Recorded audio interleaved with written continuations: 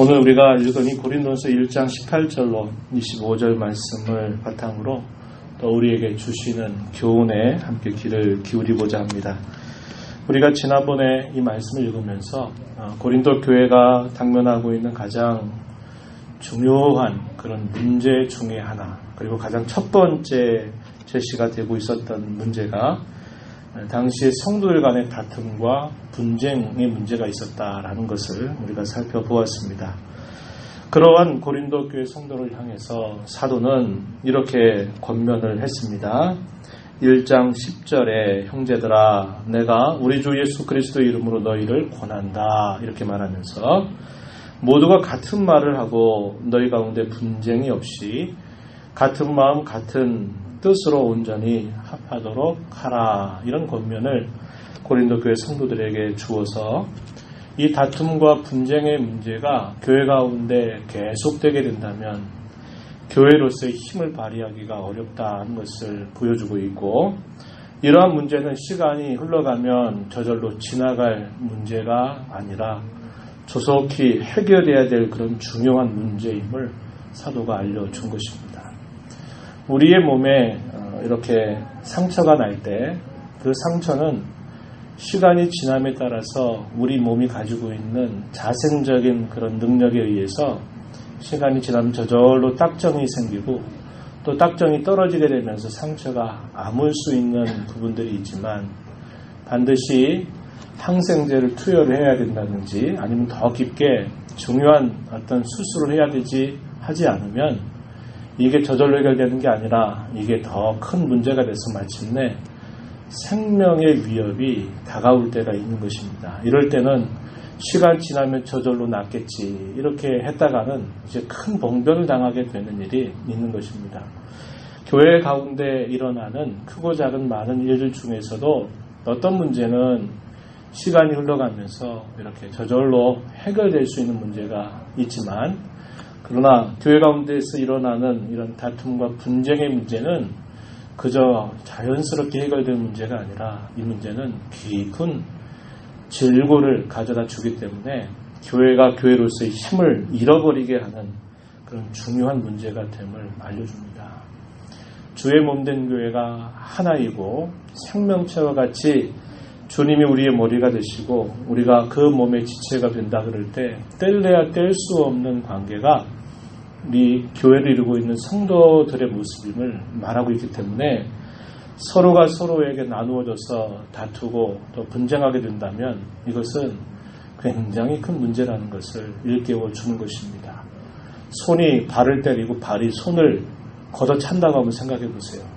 손이 얼굴을 때리고 이렇게 이런 일들이 몸에서 일어난다면 이건 결국 정상적인 일이 아니라 큰 문제가 생겼다는 것을 보여주는 것입니다. 그래서 사도는 그들을 향해서 같은 마음 같은 뜻으로 온전히 합해야 되고 같은 말을 하도록 하라 이렇게 간곡하게 그들에게 권면을 하게 됩니다. 그러한 문제들을 사도가 다루어가면서 이제 오늘 우리가 읽은 이 본문에 표현되는 말씀들이 등장하는데, 오늘 본문의 말씀 속에서 사도는 그리스도에게로 집중하게 한 겁니다. 주님이 과연 우리들을 위해서 무슨 일을 하셨는가 하는 것을 집중하게 하는 그런 관심을 그렇게 끌도록 하고 있는 것입니다. 고린도 교회가 이렇게 다투고 분쟁하는 이런 문제의 원인은 우리가 지난 시간에 살펴본 것처럼 당시 자신들을 말씀으로 인도했던 이런 지도자들이 누구였는가 하는 것 때문에 그 지도자가 더 우월하다, 나는 그 지도자로부터 하나님의 말씀을 배웠다 하는 것 때문에 서로 누가 더 우월한가 하는 그런 문제들로 인해서 이런 다툼과 분쟁이 일어났다 하는 것을 우리가 보게 되죠.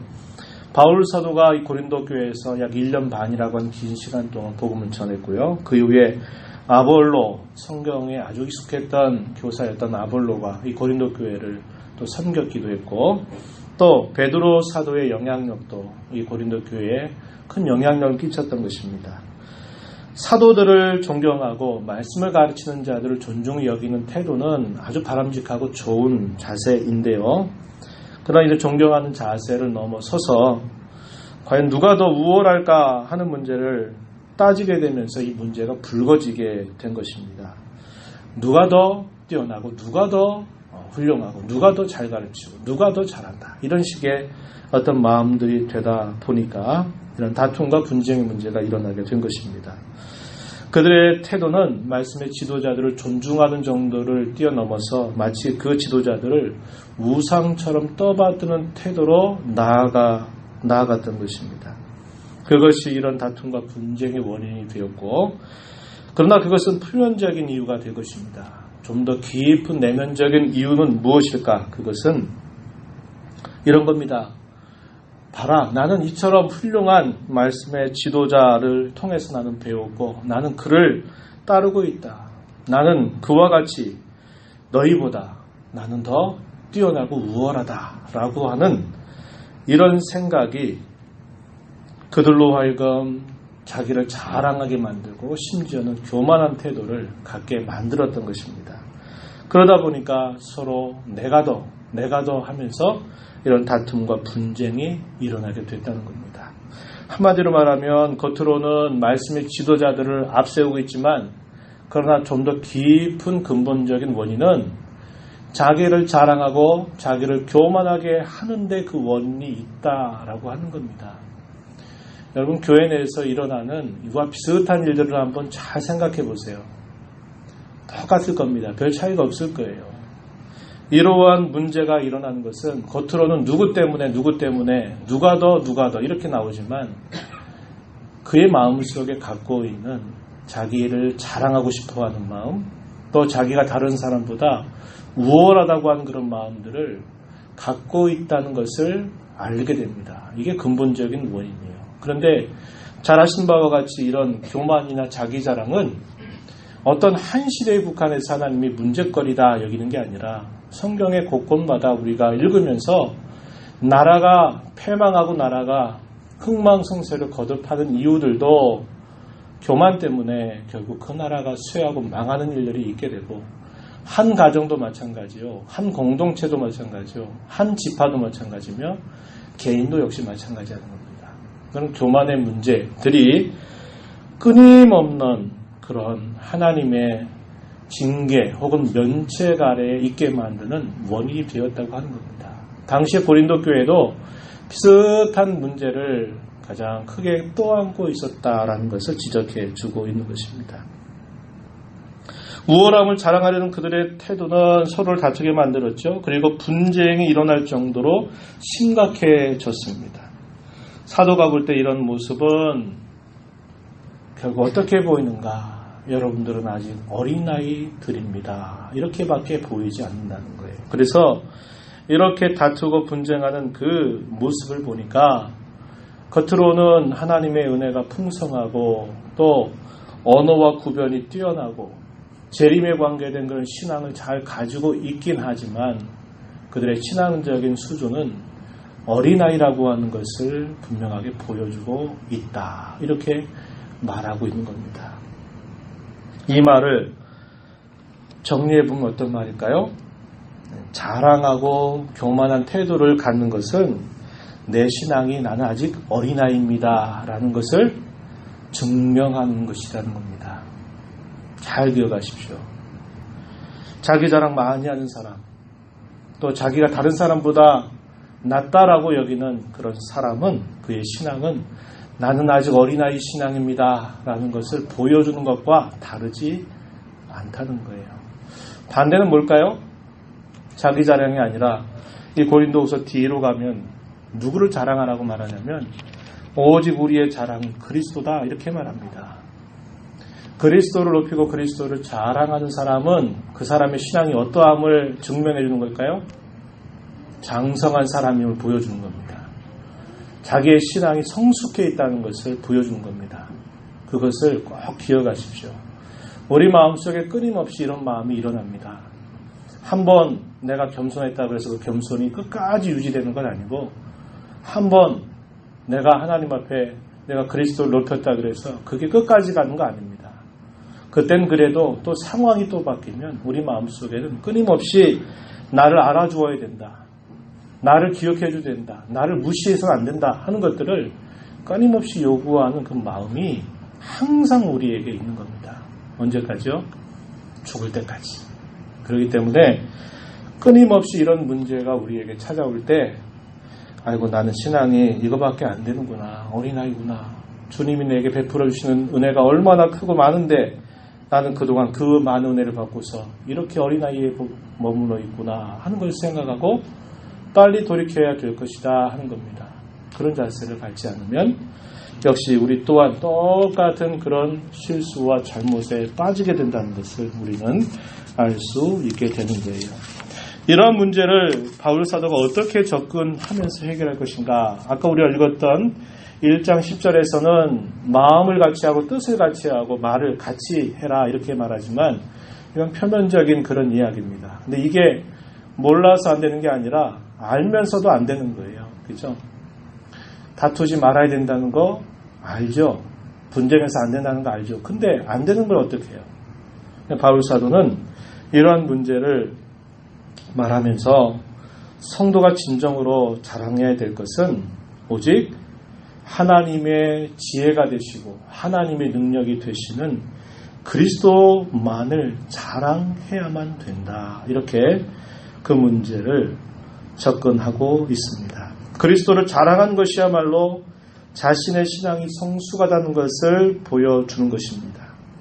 특히도 그리스도께서 행하신 일들 가운데서 그분이 십자가를 지셨던 그 일은 참으로 온전한 지혜가 무엇이고 참된 능력이 무엇인가를 아주 분명하게 보여준다 이렇게 말하면서 그리스도의 십자가를 높이 앞세우는 겁니다.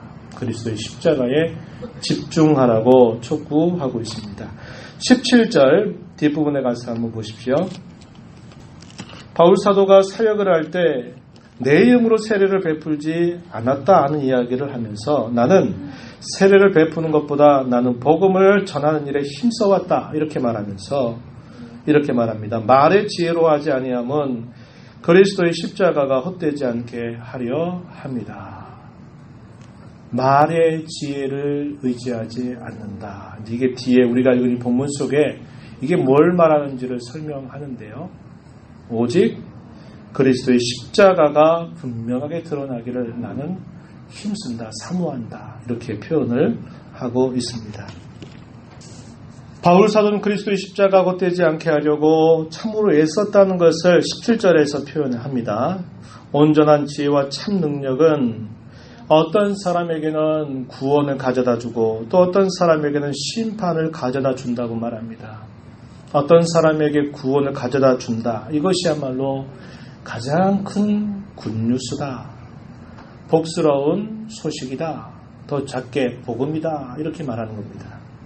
그래서 그러면서 1장 18절 우리가 읽던 본문 처음 절을 보면요. 십자가의 도가 멸망하는 자들에게는 미련한 것이요. 구원을 받는 우리에게는 하나님의 능력이라 이렇게 말합니다. 이 구절 우리가 잘 기억하는 말씀이죠. 십자가의 도라는 말은 십자가의 메시지, 십자가의 이야기 이렇게 표현할 수 있는 말입니다. 도, 메시지나 혹은 이야기 그것이 멸망하는 사람들에게는 미련해 보인다. 하지만 구원을 받는 사람에게는 하나님의 능력이다. 이렇게 표현을 해줍니다. 하나님의 지혜는 세상의 지혜와 근본적으로 다르다는 것을 사도는 이어서 계속 설명합니다. 하나님 편에서 보실 때 지혜라고 하는 것과 사람 편에서 볼 때 지혜라는 게 근본적으로 다르다고 이야기합니다. 당시에 사람 편에서 지혜롭다고 여겨진 사람들이 어떤 사람들일까요? 오늘 우리가 읽은 본문 가운데서 20절 말씀해 보세요. 지혜 있는 자가 어디 있느냐 이렇게 표현했습니다. 지혜로운 사람이 과연 어디 있느냐. 지혜로운 사람 이렇게 표현했죠. 그 다음에 선비가 어디 있느냐. 이 선비라는 말은 우리말 옛날 우리말 말 그대로 선비인데 이 의미가 뭐냐면 학자를 뜻하는 말입니다.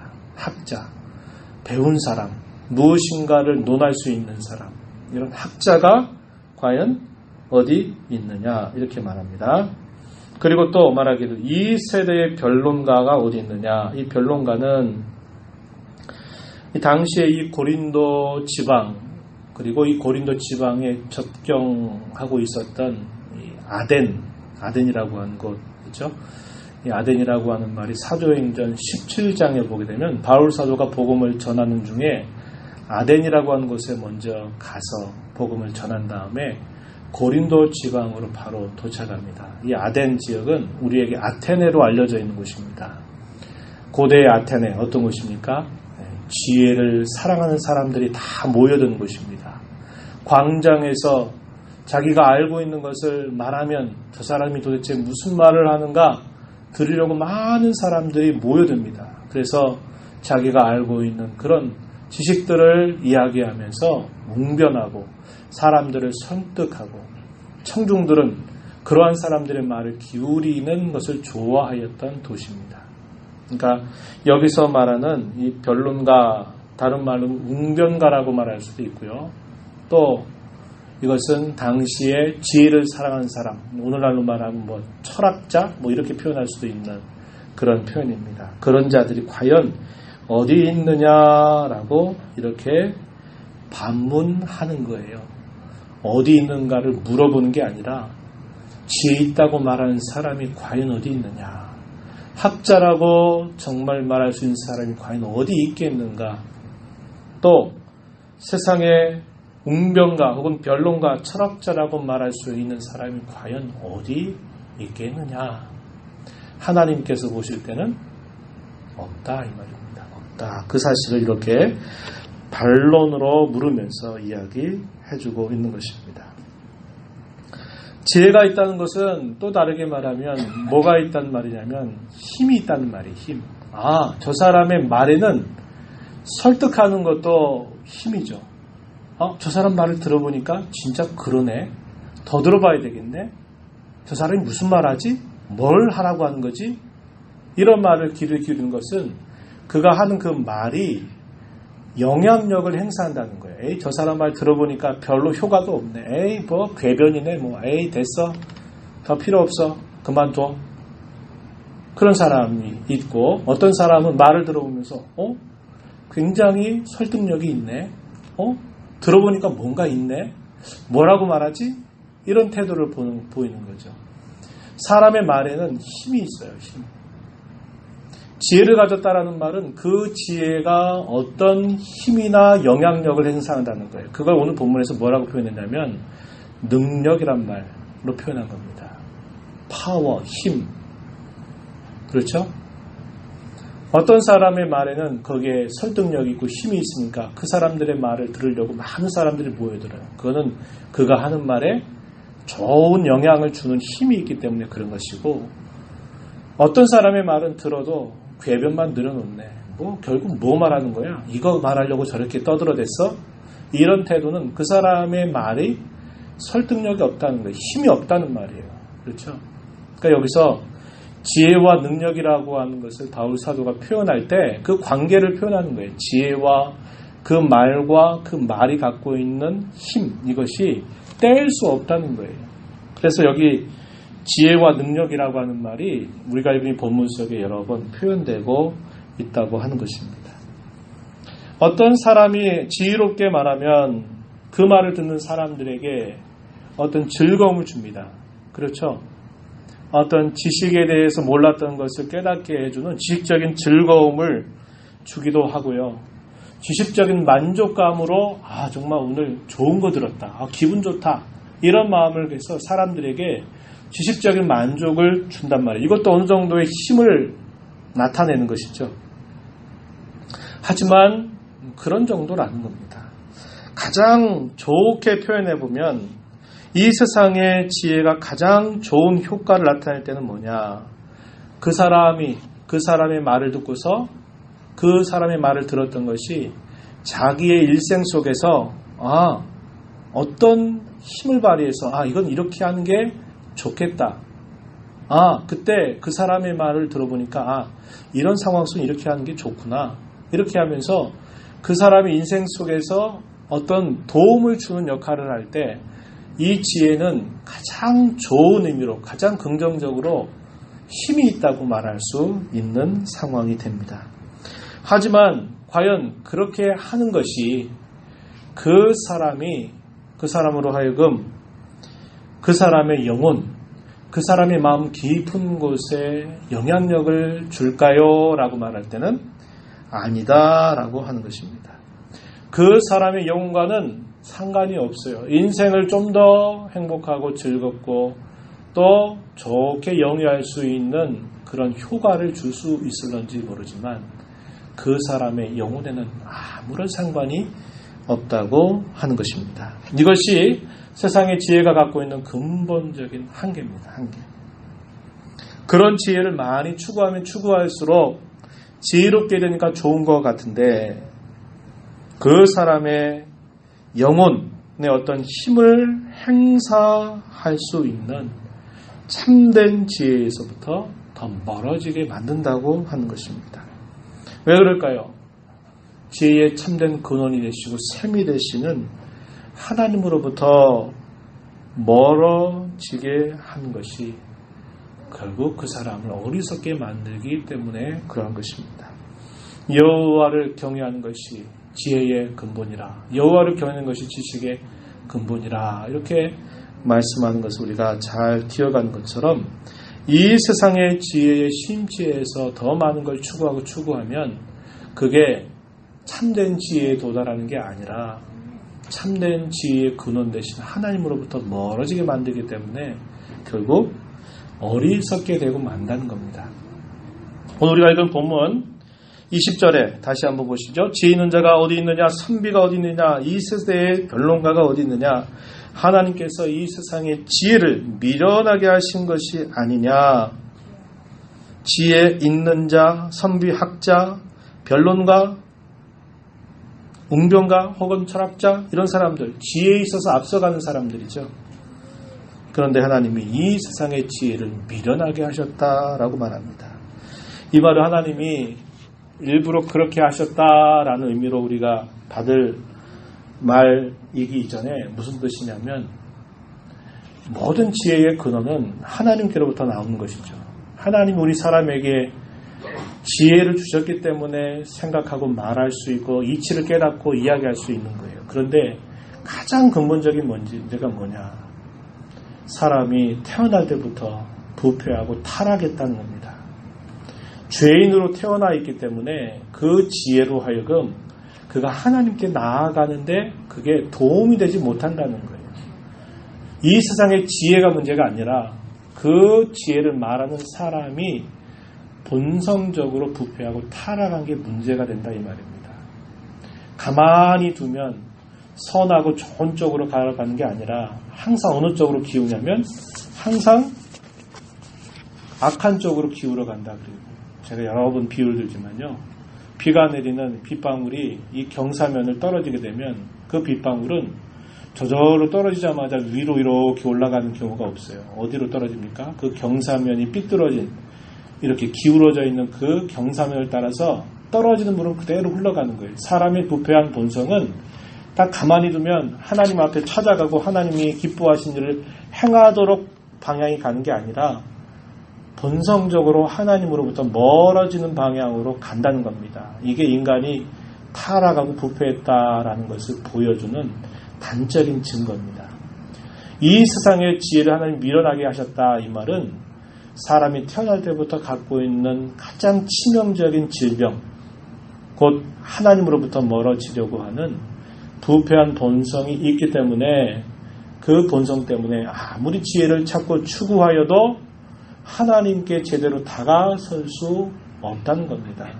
그걸 두고 하나님이 이 세상의 지혜를 미련하게 하셨다 이렇게 말해주고 있는 것입니다. 21절 말씀에 가면 하나님의 지혜에 있어서는 이 세상이 자기 지혜로 하나님을 알지 못하므로, 이게 중요한 표현이죠. 이 세상의 지혜로는 하나님을 알 수 없어요. 왜? 죄와 타락으로 부패한 인생이기 때문에 알 수 없기 때문에 하나님께서 전도에 미련한 것으로 믿는 자들을 구원하기를 기뻐하셨다 이렇게 표현하고 있습니다. 이 세상의 지혜로운 하나님을 제대로 알 수 없을 뿐만 아니라 참 능력도 나타나지 않는다는 겁니다. 참 능력이 뭘까요? 참된 힘이 뭘까요? 전적으로 부패하고 무능력한 마음 혹은 타락한 사람의 영혼을 결코 변화시킬 수 없다는 것이죠. 참된 능력이란 바로 그것에 영향을 주는 것입니다.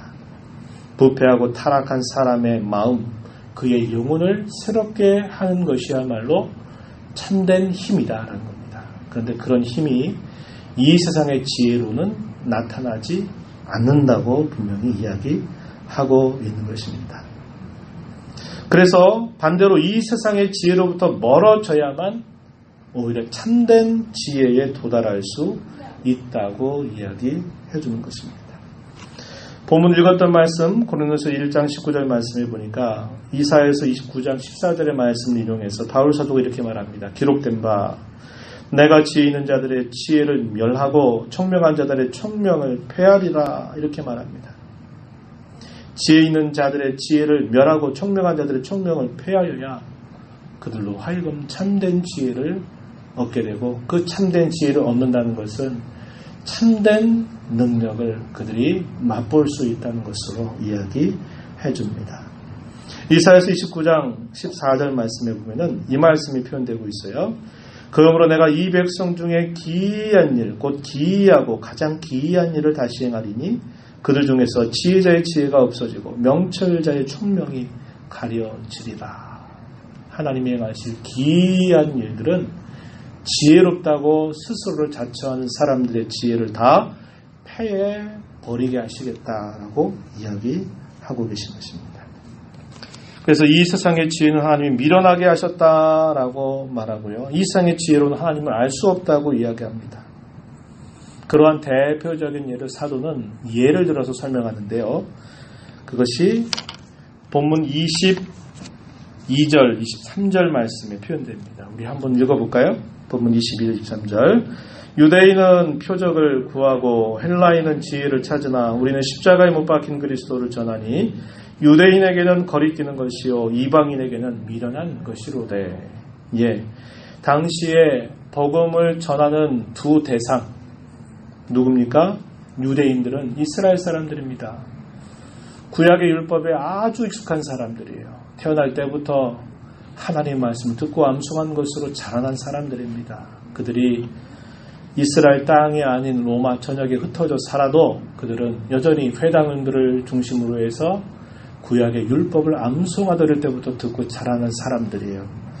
이 사람들에게도 이 지혜가 가리워지고 있다는 것을 말해주고요. 또 한편 또 한 사람의 대상들, 이방인들 혹은 헬라인들, 당시에 유대인이 아닌 사람들을 이방 사람들이다 이렇게 부르고 당시가 헬라 사회라 그래가지고 헬라인들이라 이렇게 불렀어요. 이 헬라인들에게 있어서도 역시 그들에게 참된 지혜와 능력이 없다는 겁니다. 왜 그럴까? 당시의 유대인들은 그것이 맞다면 표적을, 기적을 보여줄 것을 이야기하는 거예요. 표적을 구하는 그들의 심리가 있다는 겁니다. 당시의 이방인 혹은 헬라인들은 지혜를 대단히 소중하게 여겼어요. 그런데 유대인들이 볼 때는 그리스도께서 십자가에 못 박혀 죽으신 그 일은 어떻게 보이느냐? 그건 하나님이 구원하시는 표를 보여주는 게 아니라 그것은 하나님의 저주를 보여준다. 이렇게 받아들여진 겁니다. 모세의 율법에 보면 나무에 달린 자마다 뭐를 받은 자라고요? 하나님께 저주받은 자라 그랬어요. 나무에 달려서 어떤 사람을 처형하는 그 사건은 뭐냐? 하나님의 어떤 좋은 것을 보여주는 게 아니라 저 사람은 저주받아서 죽었다. 치를 떨면서 아유 저런 지옥스러운 죽음을 죽었지 이렇게 해석되는 이야기였다는 거예요. 잘 아시는 것 같이 바울 사도도 자기도 그렇게 알았어요. 왜? 율법에 너무 익숙한 바리새인이었어요. 아니 하나님께서 자기 백성들을 구원하려고 오셨다고 말하는 메시아 구세주가 아니 하나님께 저주받아 죽어? 그게 무슨 하나님의 구원이야? 말도 안 되는 소리. 이렇게 하니까 당시에 이 바울 사도가 변화되기 전에 그가 율법에 얼마나 열심히 했던 사람인지 그는 자신이 살고 있는 그 어떤 영향력 끼치는 사회에서 그 복음을 전하는 것을 싫어하는 정도가 아니라 다른 지방에서 나사렛 예수에 대해서 말하는 사람들이 있다면 그것조차도 참을 수 없어가지고 그곳이 어느 곳이야? 그럼 내가 그곳에 가서 그런 이단의 가르침이 전파되지 않도록 막을 거야. 이런 태도를 가지고 있는 진짜 열심인 사람이었다는 겁니다. 그래서 잘 아신 바와 같이 그가 다메섹으로 공적인 허락장을 받아가지고 다메섹으로 가고 있는 도중에 무슨 일이 생겼어요? 하늘에 해보다 밝은 빛이 그를 비추고 그가 음성을 듣게 하는 거죠. 누구이십니까? 라고 묻자 부활하신 주님이 네가 핍박한 예수다 이렇게 말하면서 너는 이방인들을 위해서 복음을 전할 자다. 내가 너에게 지시한 대로 가라. 그래가지고 그 사람의 인생이 쉽게 말하면 하루아침에 꼬꾸라져 버렸죠. 그래서 그가 다메섹 가서 뭐 했어요? 예수가 그리스도라라는 복음을 전하는 기적적인 일이 벌어지게 되었던 것입니다.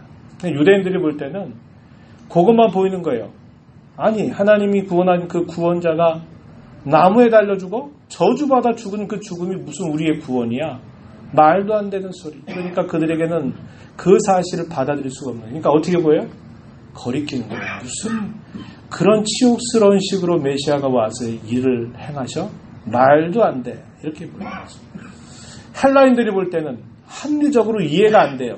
아니 죄 지은 사람들은 그렇게 많고 그 죄가 그렇게 많다면 그 사람들이 죄값을 받고 그 죄를 스스로 해결해야지 왜 죄 지은 사람은 따로 있고 그 죄 지은 사람 대신에 다른 사람이 그 죄값을 받는데 그 한 사람이 어떻게 그렇게 수많은 사람들의 죄를 그 혼자서 다 받아낼 수가 있어? 말도 안 되는 헛소리. 합리적으로 이해가 안 됩니다. 말도 안 되는 소리. 그러니까 뭐 어떻게 해줄까요? 들을 가치가 없다. 미련한 소리처럼 설득력이 없는 말로 무슨 복음을 전한다고 떠들고 있어? 이런 반응이 보이는 거예요.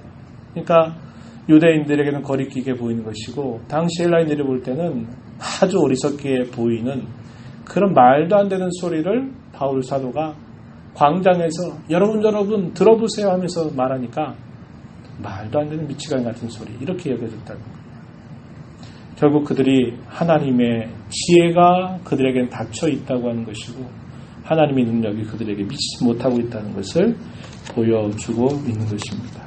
그래서 바울 사도는 이건 사람의 말의 설득으로 될 수 있는 문제가 아니라 하나님께서 지혜를 주시고 그 지혜를 깨닫고 그 지혜가 주는 참된 능력을 맛보아야만 그 사람이 하나님께 돌아와서 새 사람이 되지 자기가 아무리 당시에 헬라의 웅변술이나 뛰어난 언변술을 가지고 잘한다 해도 그 사람들에게 지적인 만족을 주거나 즐거움을 줄 수 있어도 그 사람의 영과 아무 상관이 없는 그런 헛소리를 자기는 하지 않겠다는 거예요. 그래서 나는 오직 십자가에 못 박힌 그리스도만을 전한다.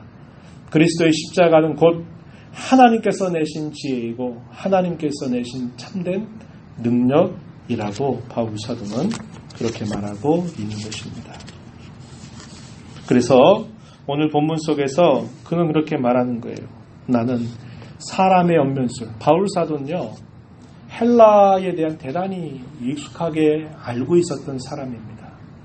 어릴 때부터 그는 유대인의 율법 교육만 받은 게 아니라 당시의 헬라에 대한 모든 지식들을 다 섭렵했어요. 그러니까 그가 말의 지혜가 모자란다고 볼 수 없어요. 그러나 그는 하나님의 참된 지혜는 말의 설득이나 언변술이나 웅변에 있는 게 아니라 그건 오직 하나님께서 주시는 그 지혜와 그분의 능력에 달려있기 때문에 조금 사람들에게는 그러니까 아까 얘기했지만 유대인들에게는 말도 안 되는 소리, 거리끼는 소리로 들리고 헬라인들에게는 미련한 소리처럼 들려도 그 능력이 내게서 나가는 게 아니라 하나님의 능력으로 되는 일이기에 나는 오직 복음만을 전하겠다. 나는 오직 그리스도의 십자가만을 전하겠다. 이렇게 다짐하고 있음을 이야기해 줍니다. 오늘 우리가 이 말씀을 보면서 몇 가지 적용을 하고 마무리합니다. 우리의 자랑거리가 무엇인가를 한번 점검해 보자는 거예요. 아까 말씀드렸어요. 한 번, 두 번 겸손할 수 있습니다. 근데 그게 끝까지 유지되지 못해요. 우리의 겸손을 참으로 잘 드러내기 위해서는 그리스도만을 자랑하기로 결심하고 또 결심하고 또 결심해야만 됩니다. 그렇지 않고는 이 문제를 우리 스스로 해결할 수가 없어요. 내 재산이 있는 것을 자랑거리로 삼겠습니까? 내가 다른 사람보다 좀 더 많이 배웠다고 하는 걸 자랑거리로 삼겠습니까? 내가 다른 사람보다 좀 더 힘이 있다고 자랑거리로 삼겠습니까? 내가 다른 사람보다 인격적으로 조금 더 내가 더 좋다고 그런 걸 자랑거리로 삼겠습니까?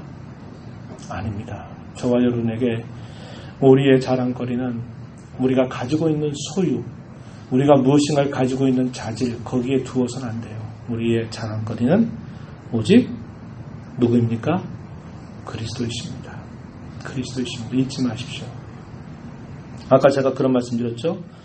나 스스로를 많이 자랑하고 떠드는 사람은 뭘 보여준다고요? 나는 아직 어린아이 신앙이에요. 이걸 보여준다고 그랬어요. 반대로 그리스도를 진심으로 자랑 많이 하는 사람은 여러분의 신앙이 어떠함을 보인다고요? 성숙했다, 장성했다는 것을 보여준다는 거 꼭 기억하세요. 우리는 자랑하면 다른 사람들이 나를 더 많이 알아주겠지. 그런 생각 가지고 자랑하잖아요. 나를 알아주지 않으면 나를 무시하는 것 같아서 못 참아내잖아요. 근데 주님의 판단은 그게 아니라는 거예요. 너를 자랑하는 거는 넌 아직 어린아이라고 하는 걸 드러내는 것밖에 안 돼. 이렇게 말씀하시는 것입니다. 바울 사도는 갈라디아서 6장 14절 15절 아까 예배를 시작하면서 제가 읽었던 말씀에 이렇게 말합니다. 그러나 내게는 우리 주 예수 그리스도의 십자가 외에 결코 자랑할 것이 없으니 그리스도로 말미암아 세상이 나를 대하여 십자가에 못 박히고 내가 또한 세상을 대하여 그러하니라. 할래나 무할래가 아무것도 아니로되 오직 새로 지으심을 받는 것만이 중요하니라. 이렇게 말해서 자기의 자랑은 오직 그리스도의 십자가 뿐이라고 이야기합니다. 이런 자세를 잘 본받아가는 저와 여러분이 되어야 될 것이고, 두 번째는 하나님의 지혜와 능력을 여러분 경험하셨습니까? 경험하셨어요? 세상에서 학위 안 가지고 있어도 괜찮습니다. 많이 못 배우셔도 괜찮아요. 그러나 이 지혜는 가지고 있어야죠. 어떤 지혜요? 하나님의 지혜, 하나님의 능력, 이건 가지고 있어야 돼요. 다시 말해서 우리에게 영혼을 변화시키고 우리의 마음을 새롭게 하시는 이 하나님의 지혜와 능력을 우리 마음속에 늘 간직하고 있어야 된다라고 하는 것입니다. 오직 부르심을 받은 자들에게는 유대인이나 헬라인이나 그리스도는 하나님의 능력이고 하나님의 지혜다. 오늘 본문 24절에서 그렇게 우리에게 분명히 가르쳐 주고 있습니다. 저와 여러분은 이러한 지혜를 가진 사람이에요. 그리고 이런 능력을 맛본 사람입니다. 이 지혜와 능력을 언제나 소유하면서 살아가는 저와 여러분이 되어야 됩니다.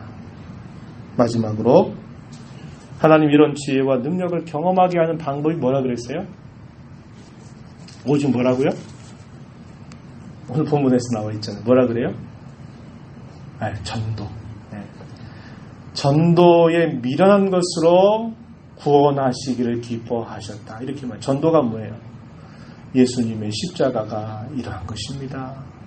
예수님께로 나와야 됩니다. 그분만이 우리의 참된 지혜의 샘이 되시고 그분만이 참으로 우리의 영혼을 변화시킨 능력이 되십니다.